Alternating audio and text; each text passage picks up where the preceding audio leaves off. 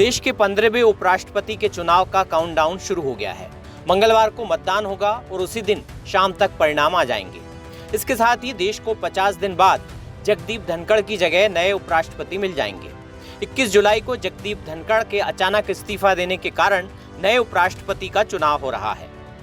बात करें सत्ता पक्ष की तो एनडीए ने महाराष्ट्र के राज्यपाल और तमिलनाडु के वरिष्ठ भाजपा नेता सीपी राधाकृष्णन को मैदान में उतारकर दक्षिण भारतीय कार्ड खेला है। राधाकृष्णन दक्षिण भारत के ओबीसी नेता हैं। भाजपा संगठन में उन्होंने महत्वपूर्ण जिम्मेदारियां निभाई हैं। वे झारखंड के राज्यपाल रह चुके हैं। तेलंगाना के राज्यपाल का अतिरिक्त प्रभार भी उन्होंने संभाला है। पुडुचेरी के उपराज्यपाल भी रहे हैं।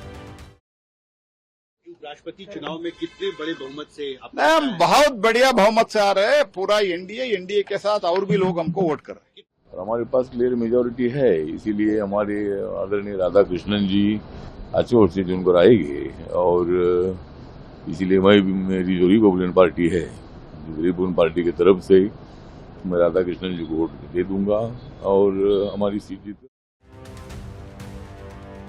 दूसरी ओर इंडिया गठबंधन ने भी दक्षिण भारत कार्ड खेला है।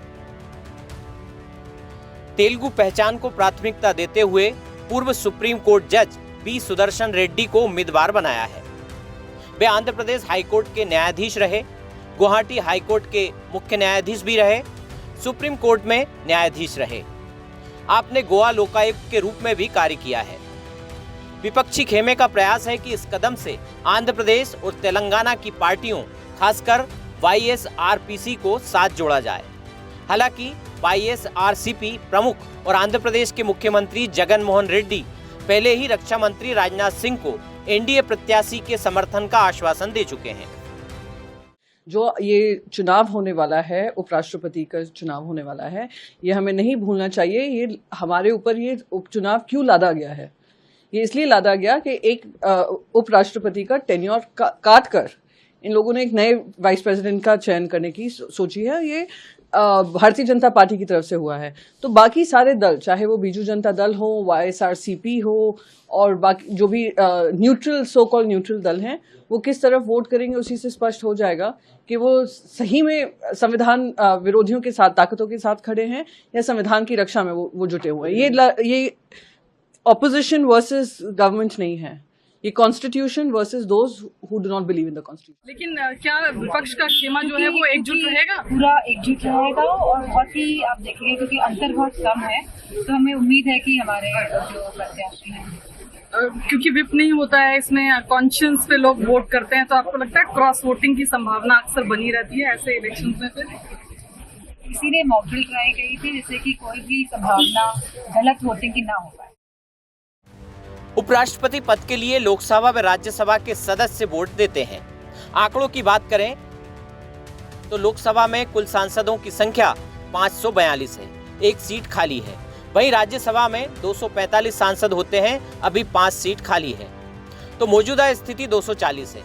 दोनों सदनों का योग है 782 सांसद। जीत के बहुमत का आंकड़ा है 391 सांसद।